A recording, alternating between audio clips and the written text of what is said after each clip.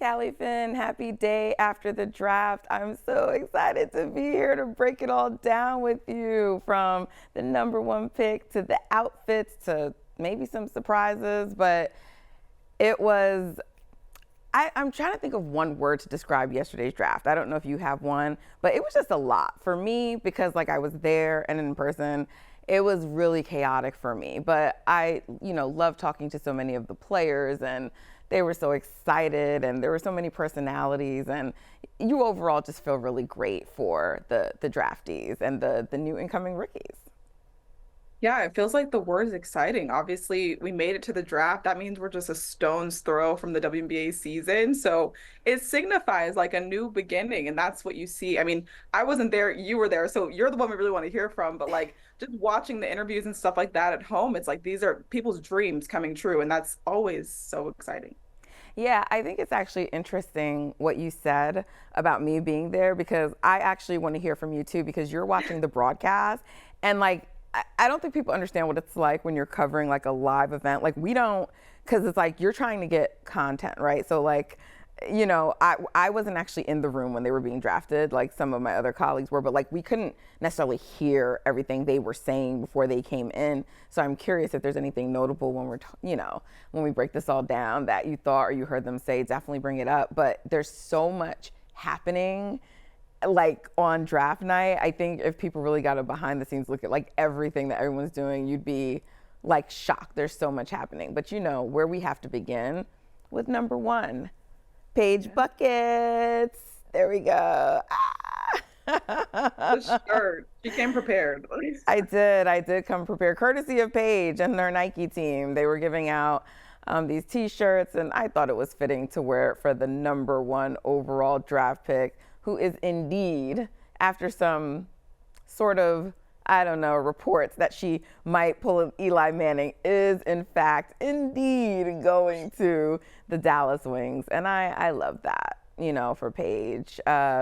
Hopefully, she loves that for herself. We'll see. She did in her presser, talk about the fact that they, have Kurt Miller now, and there's like changes going on there. So it seemed to be some acknowledgement of like their history, but that, she's open to being there and making it work. And I spoke to Dejanay Carrington on the orange carpet, and, we have to do the wink, wink, pretend thing. Like, if Paige Bueckers is drafted number one, how would you like playing with her? And she, of course, was like excited at the idea of playing with Paige if that did happen, which it did, and just ultimately said Paige is a great player. And so pretty cool, Callie.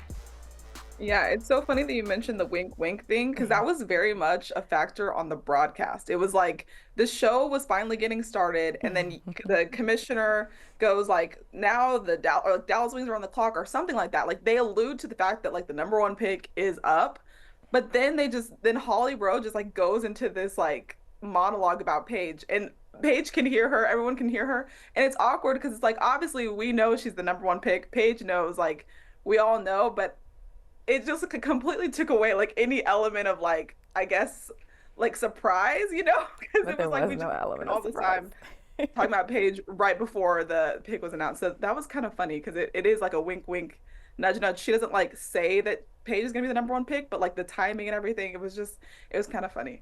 Yeah, and I mean, we had to do something similar too with Caitlin Clark, because I spoke to like Aaliyah Boston on the carpet last year ahead of that draft, and I was like, if Caitlin Clark is drafted first to the Indiana Fever, what would you like most about playing with her? And then when I have Caitlin on the carpet, I'm like, if you get drafted to the Indiana Fever, what would you like about playing with Aaliyah Boston? So we have to do this stuff, obviously to maintain professionalism, but everybody knows, who's going first. And we talked about Paige having the storybook ending for UConn, getting her championship. And I think this completes it. This is like the cherry on top. She's the number one draft pick, highly rated, and she's coming into the WNBA season. And all of, not all of her goals, but some of those goals and the manifestation that she did, sort of saying she wanted to win a championship and she wanted to get drafted first, they all happened. So, hey, go Paige. Checklist, or that initial bucket list, complete for Paige Bueckers.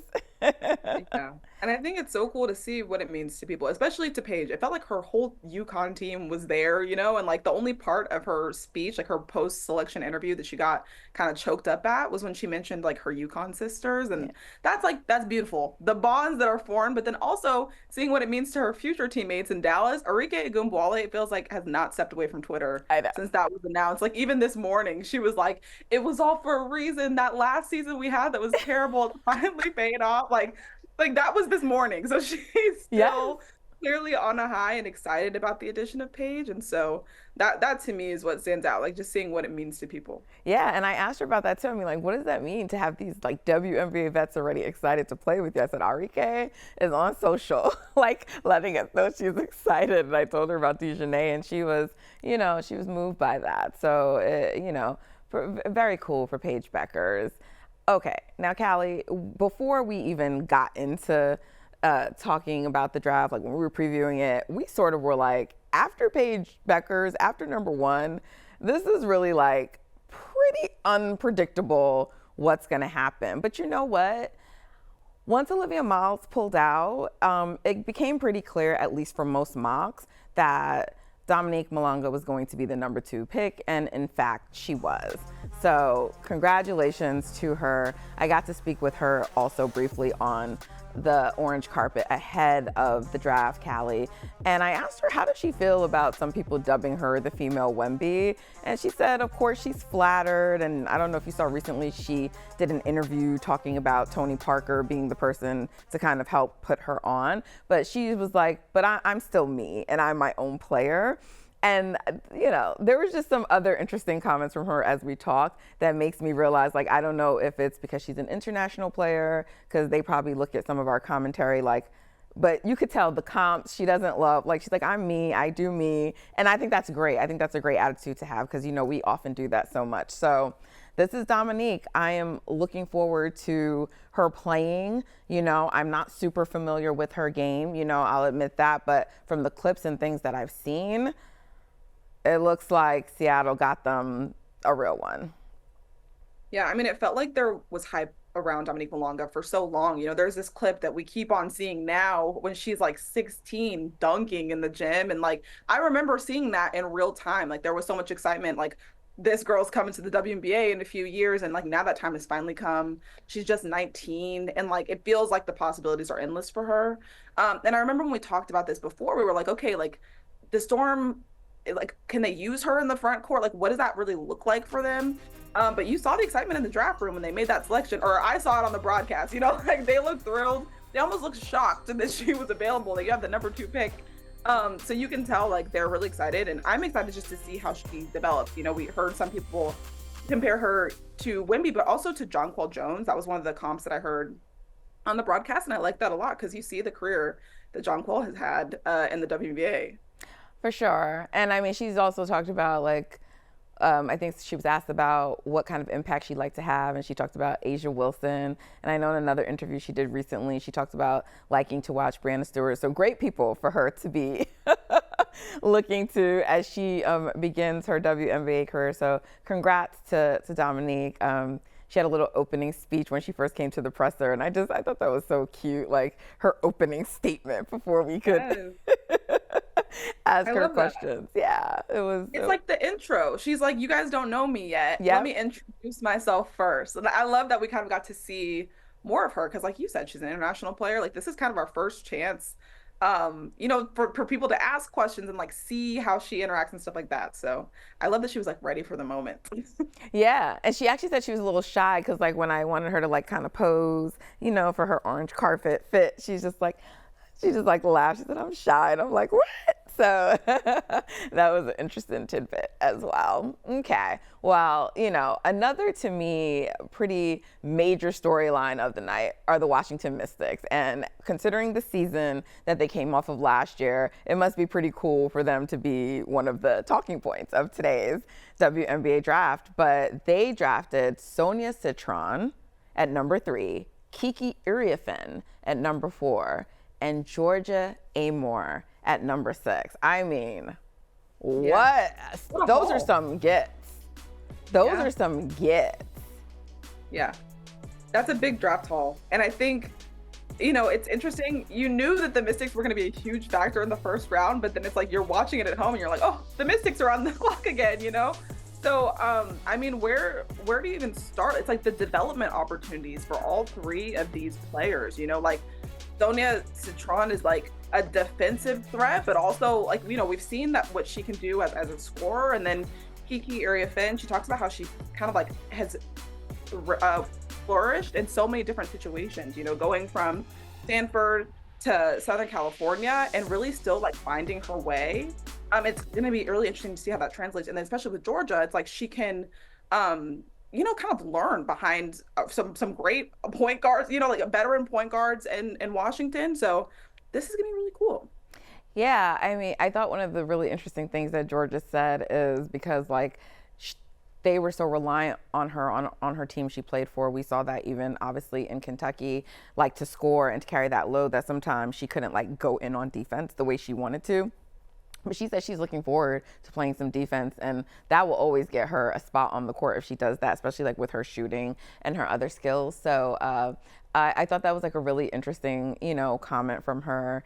And I mean, I just think this is a great, I think they did well with their picks. Yeah. I really did. I think some were surprised to see Georgia go so early. But I look on a team that you're going to get time on, I think all three make that roster. Maybe I'm wrong, but I think all three make it. And we know how hard it is to make WNBA rosters. But the Mystics are in a rebuild. So on a team where you can get time in and develop, I really liked Washington, what they did. And that was just like in their first round, So I'd give them an A for their picks, Callie. I like it. It's a good haul. Absolutely. All right. Now, one of my favorite storylines of the night, Callie, is the reunion of Hailey Van Lith and Angel Reese. Okay? It was like, oh my gosh. And I mean, I saw some people potentially saying like she could end up in Chicago. I didn't think she would. I actually thought Hailey could potentially go a little higher because, her stock really rose after this year at TCU and what she did in the NCAA tourney. But I like the pick because I like the reunion with her and Angel, number 11 to the Chicago Sky. She was really excited to be going there. She said that last night. And then Angel Reese was very excited to have Hailey coming to the team. She tweeted, so it was very cool to see like the excitement for each other. So yeah, I mean, it's just, Angel's enthusiasm, and then Hailey talking about her in the post game, talking about how she's a dog. We ain't do it right the first time. Let's run it back. Like all of it, you could just already feel the energy, And so, and Hailey talked about wanting to bring like a certain kind of tough mentality to this team, and that just seems like it bodes well with the Chicago Sky and the kind of city it is. And so, I like this, Callie, a lot. Yeah, I mean, that feels like an area the Chicago Sky definitely has covered, like toughness, grit. They have no shortage of that. Look down the roster from Angel to Hailey to, even Camilla, like this is not a roster lacking in that dog mentality. So I think that that's going to be something that like people are going to want to tune into and watch. But yeah, I don't know that I saw that pick coming. I saw some mock drafts with Hailey falling even like to the second round still, even after what she accomplished, in the tournament. So I was like really curious to see where she would land. And the Sky is a really intriguing destination for her. It is. And Chelsea Gray, a player well, because you cover the Aces, I think she even tweeted something like, don't sleep on number 11, and like, yeah, she was on the number 11 pick. Yeah. And Angel's like, we won't. Angel's so cute because I mean she was just cheering on everyone who got drafted, and that's dope, right? You want to see that.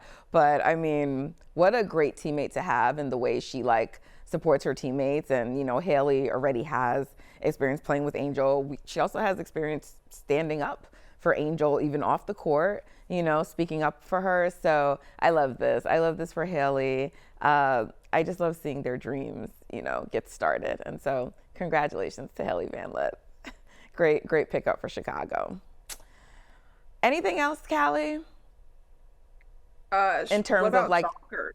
What? Or Oh no, so more reactions or No, do we just want to talk anything else you think that was like a big deal from last night. I'm a little, it was a little late for me last night, so I just want to make sure I'm not forgetting anything. Anything else for you?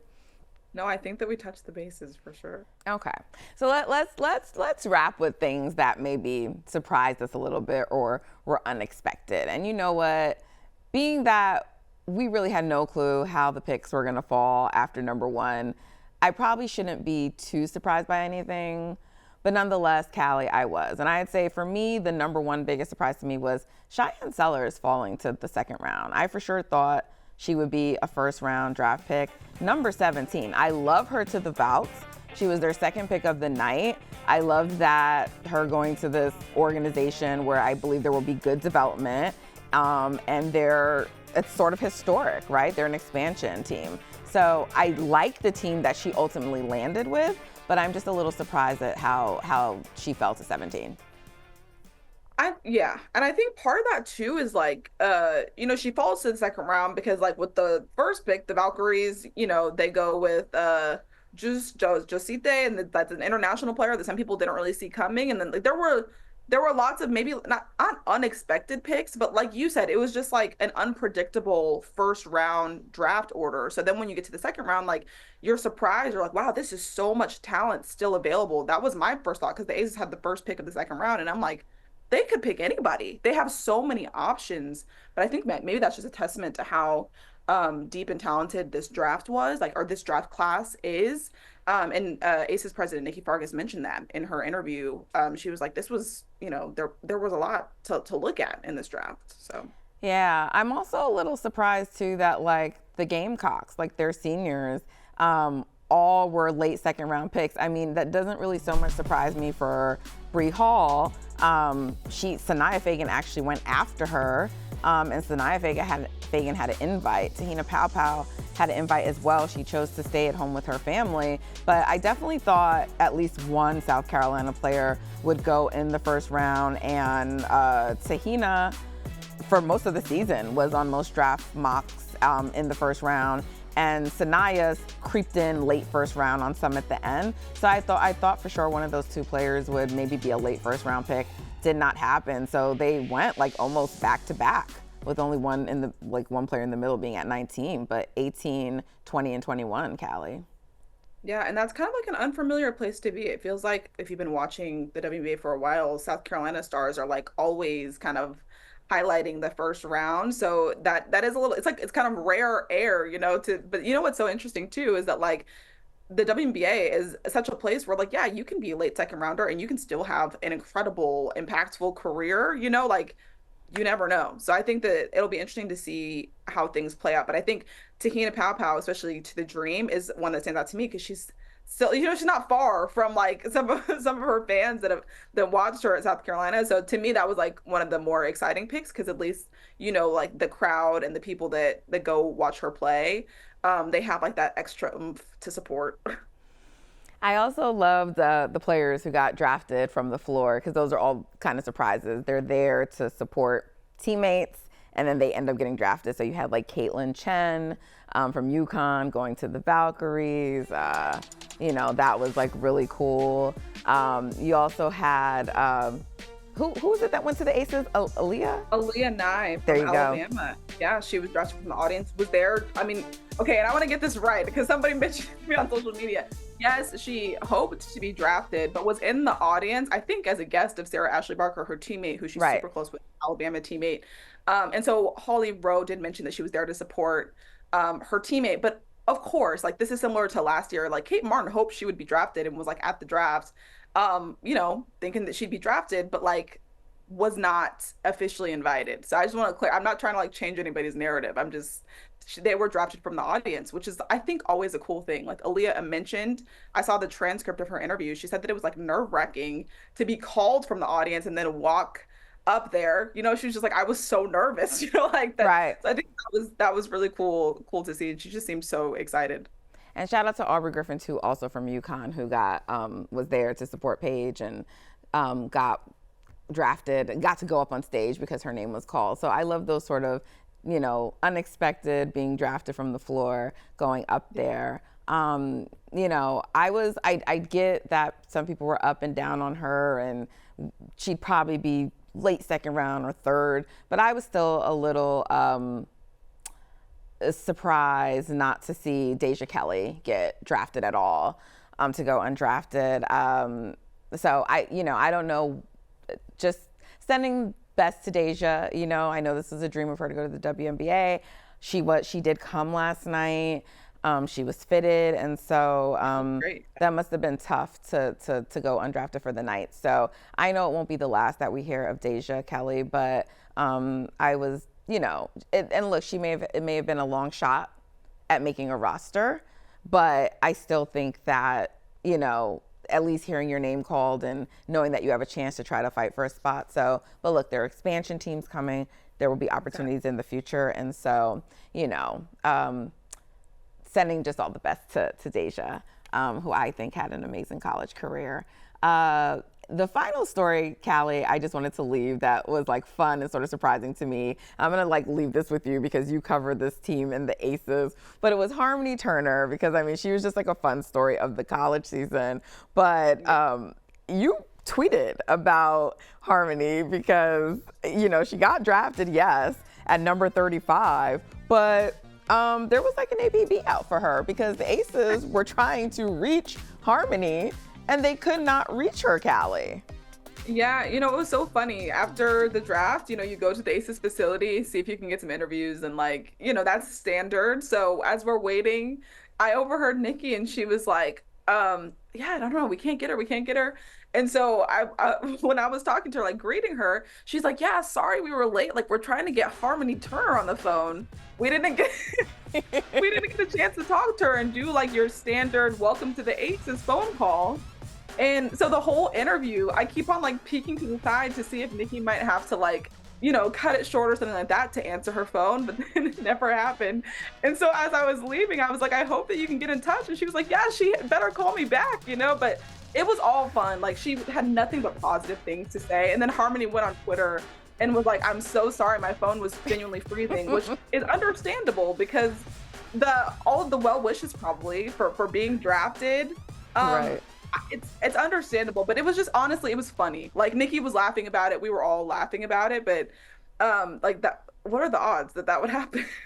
Shout out to Harmony Turner. We know it's going to be hard to make the Aces team as well, but I would love to see both of these picks that they got, yeah, Aaliyah and Harmony, make it. And with Aaliyah, I loved an answer when she was asked about, you know, going to the Aces, and she said, I just want to be able to space the floor for like Asia Wilson. Like, she looks forward to that. And I was like, oh, what a great answer. So shout out to all the draftees, getting to live out their dreams and, you know, looking forward to the next phases of their career. And that's a wrap on the 2025 WNBA Draft, Callie.